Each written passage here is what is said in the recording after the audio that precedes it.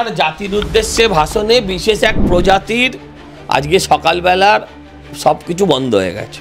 আজ কাঁদছে কেন? বেরোনোর পরে হয় পার্থদার কাছে ওর কিছু পাওনা আছে, পার্থদা ওদের টাকা মেরেছে তাই ঘুরছে, আর নয়তো কেউ টাকা দিয়েছে। বিষয়টা আর্থিক। একটা কথা বলছি, নবান্নে কি মিষ্টি দিয়ে আসতে পারে? আমি বলছি মমতা হারলে সবচেয়ে বেশি মিষ্টি নবান্নে বিলি হবে। তৃণমূল একটি বিশেষ প্রজাতি, তৃণমূল একটি বিশেষ প্রজাতি যারা চুরি করেও বুক ফুলিয়ে ড্রাম বাজিয়ে এক মালা পরে তারা বাড়ি ফেরে 3.5 বছর জেল খেটে। যে যার ফর্ম নিয়ে থাকুক, যে যার ফর্ম নিয়ে থাকুক, সামনে কার্তিক পুজো আছে, বেশি ফর্ম না দেখানোই ভালো। অর্পিতা দেবী যাবেন কিনা পার্থদার বাড়িতে এই খবর থাকবো কোত্থেকে? হ্যাঁ, এই খবর তো আমার কাছে থাকার কথা না। দেখতে পাচ্ছেই তো, এখন দেখার অনেক ব্যবস্থা আছে। আমার দল একটা সর্বভারতীয় দল, সে যদি একটা অন্য রাজ্যে যেতে, হ্যাঁ, তার এফেক্ট হয়, তার আনন্দ হয়। এফেক্ট শুধু তৃণমূলের ভেতরে হবে, আমাদের ভেতরে আনন্দ হবে না। সব রক্তের হিসেব হবে, প্রত্যেকটা রক্তের হিসেব হবে। প্রধানমন্ত্রী জাতির উদ্দেশ্যে যে গতকাল যে ভাষণ দিলেন, সেখানে বললেন যে গঙ্গা বিহার হয়ে বাংলাতে। ওনার জাতির উদ্দেশ্যে ভাষণে বিশেষ এক প্রজাতির আজকে সকালবেলার সব কিছু বন্ধ হয়ে গেছে। প্রজাতি বলছেন কেন? তো আবার কি বলবো? প্রজাতি ছাড়া কি? তৃণমূল একটি বিশেষ প্রজাতি, তৃণমূল একটি বিশেষ প্রজাতি যারা চুরি করেও বুক ফুলিয়ে ড্রাম বাজিয়ে এক মালা পরে তারা বাড়ি ফেরে 3.5 বছর জেল খেটে।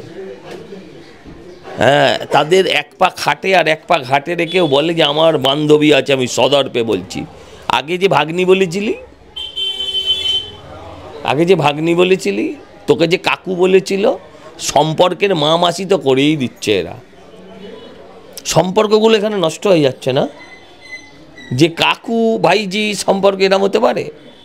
ভাগ্নি, হ্যাঁ, মামা ভাগ্নের সম্পর্কে এরম হতে পারে? কাকু ভাই বন্ধু হয়ে যায় জেল খেটে আসার পর।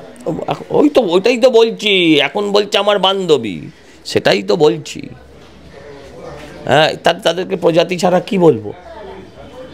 তাদেরকে প্রজাতি ছাড়া কি বলতে পারবো? তাদের প্রজাতিই বলতে হবে। কিন্তু এই যে কর্মীরা হাউ হাউ করে বুক চাপড়ে কাঁদছে, পার্থ চট্টোপাধ্যায়কেই চাইছি আবার বেহালাতে। রুদালি জানো? রুদালি রাজস্থানে ওইদিকে থাকে এক প্রজাতি, ওটাও প্রজাতি, যারা প্রফেশনাল কান্নার, তাদের কাছে গিয়ে বললে তারা কাঁদে সেখানে পয়সা নিয়ে। এরাও তাই, এরা পেটের দায়ে কাঁদছে। পার্থদা ছিল না গত 3.5 বছর, এদের কাউকে কাঁদতে দেখেছো? এদেরকে কখনো লকআপের গেটে দেখেছো, কোর্টের গেটে দেখেছো যে পার্থদার জন্য তারা কাঁদতে গেছে? দেখুননি তো।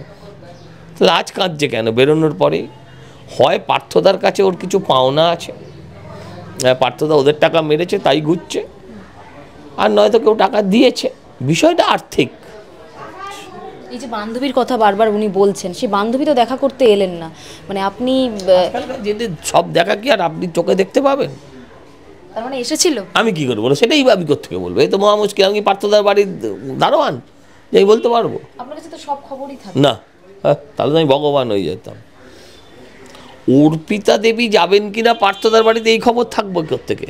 হ্যাঁ, এই খবর তো আমার কাছে থাকার কথা না। দেখতেও যেতে পারে।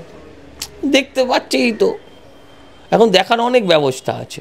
এখন কিসে হচ্ছে, ভার্চুয়াল অ্যাকচুয়াল, আমি কোত্থেকে বলবো? এসব আমি বলতে পারবো না, কারণ আমি রাজনীতি করালো। আপনি রাজনৈতিক কথা বলুন। এখন ভাঁড়ে পরিণত হয়েছেন, এখন ভাঁড় নিয়ে কোনো কথার উত্তর তো বলুন।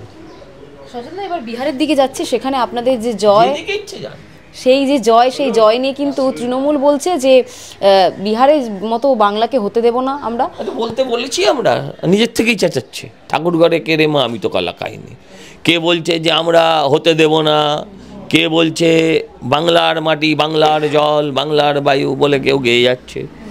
কেউ বলছে কি আমার মাটি আমার মা, হ্যাঁ, বাংলা বিহার হবে না।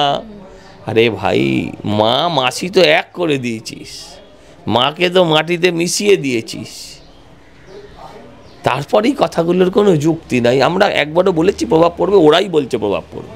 তার থেকে আমরা বুঝেছি হ্যাঁ প্রভাব পড়েছে, পড়বে না, পড়েছে। কুণাল ঘোষের আগে কেউ বলেছে? ওদের একটা ওই গঙ্গা পাড়ে, আমি নাম জানি না, গঙ্গা পাড়ে থাকে, হ্যাঁ গঙ্গার ধারে থাকে ও পাশে, হ্যাঁ সে কি বলেছে? সেও তো হঠাৎ করে যে পড়বে না, এই হবে না, তোকে বলতে কে বলেছে? যেগুলো সব হচ্ছে ভয়। और ये डर बीजेपी को बहुत अच्छा लगा। কাল থেকে তাহলে ফর্মে রয়েছে বিজেপি, বঙ্গ বিজেপি? আমি এটাও ওই কাল থেকে ফর্মে আছে, তার আগের দিন ফর্ম অফ ছিল, এগুলো আমি বিশ্বাস করি না। হ্যাঁ আমি এগুলোও বিশ্বাস করি না। আমি নিজের বাড়ির বিয়েতে নাচতে চাই। হ্যাঁ নিশ্চয়ই একটা আমার দল, একটা সর্বভারতীয় দল, সে যদি একটা অন্য রাজ্যে যেতে, হ্যাঁ তার এফেক্ট হয়, তার আনন্দ হয়। এফেক্ট শুধু তৃণমূলের ভেতরে হবে, আমাদের ভেতরে আনন্দ হবে না। কিন্তু এই আনন্দের ভাগিদারি তো আপনারা তৃণমূলকে দিলেন, মানে নবান্নতে গিয়ে আপনারা মিষ্টি বিলিয়ে আসতে পারতেন। বিহারে এত সাফল্য, এত আমি আপনাকে একটা কথা বলছি, নবান্নে কি মিষ্টি দিয়ে আসতে পারতেন। আমি বলছি মমতা হারলে সবচেয়ে বেশি মিষ্টি নবান্নে বিলি হবে। নিজ উদ্যোগে সজল ঘোষ করবে? না না, একদম নিজ উদ্যোগে করবে, সজল ঘোষ নয়, নবান্নের কর্মচারীরা, পুলিশের লোকেরা।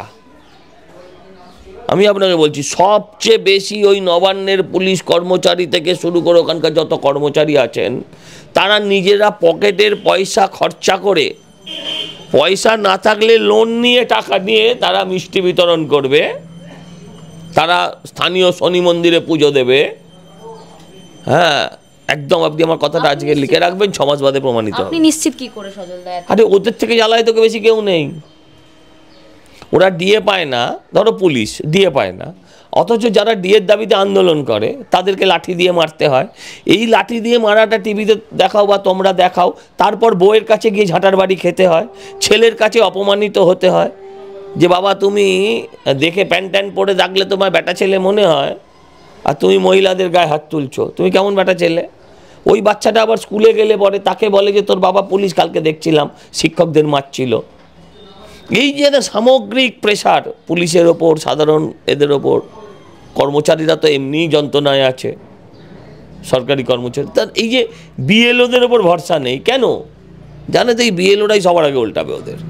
শোভন, বৈশাখী, রত্না তিনজনই ফর্মে রয়েছে, সেক্ষেত্রে থাকুক, যে যার ফর্ম নিয়ে থাকুক, যে যার ফর্ম নিয়ে থাকুক। সামনে কার্তিক পুজো আছে, বেশি ফর্ম না দেখানোই ভালো। না আপনাদের তো চাপে পড়তে হতে পারে বিধানসভা ভোটে, যদি তিনজনই এরা আমাদের, হ্যাঁ তিনজনে টিকিট পেলে আমাদের চাপ। কারণ ওরা কি 294 বেশি সিট দেবে? তা তো আমরা দেবে না। তাহলে ওদের সঙ্গে আর চাপের কি আছে? হ্যাঁ এটা মজা লাগতে পারে, তিনজন যদি এক কেন্দ্রে টিকিট পায়, তৃণমূলে হতেই পারে, তৃণমূলের না আর কি আছে। শোভনবাবু তো একটু এক্সট্রা এনার্জি পেয়েছেন, পাশে রত্নাদি রয়েছে, দিদি রয়েছে। কার পাশে রত্না রয়েছে? শোভনবাবুর পাশে। সৌনর পাশে রয়েছে না পেছনে রয়েছে সেটা আগে দেখুন, বাস দেওয়ার জন্য। দিদি তাহলে এমনটা করলেন কেন? একটা ব্যক্তিগত কি দিদি তাহলে এমন করলেন কেন? মানে তো দিদিকে জিজ্ঞাসা করুন, আমি কি করে বলবো? পরিবারে ঢুকে গেলেন তো দিদিকে জিজ্ঞাসা করুন। পরিবার ভাঙেন উনি, পরিবার জোড়েন উনি, তো সেটা তার খেলা। এবার যে প্রশ্নের দিকে আসছি, আর প্রশ্ন করুন, আমার অনেক প্রশ্ন করুন। ডায়মন্ড হারবারে গতকাল আপনাদের কর্মীরা রক্তাক্ত হয়েছে, সব রক্তের হিসেব হবে, প্রত্যেকটা রক্তের হিসেব হবে, কেউ মুক্তি পাবে না। প্রতিটা রক্তবিন্দুর হিসেব হবে আগামী 6 মাসের ভেতর। যেখানে ডিজে বাজিয়ে হিসেব দেওয়ার দরকার সেখানে ডিজে বাজিয়েই দেওয়া হবে, সবটা আইনের মধ্যে দিয়েও হবে না। আরো ভালো ভালো খবর দেখতে সাবস্ক্রাইব করুন বাংলা হান্টের ইউটিউব চ্যানেল। বাংলা হান্টের আরো খবর দেখতে নজর রাখুন। বাংলা খবর মানেই বাংলা হান্ট।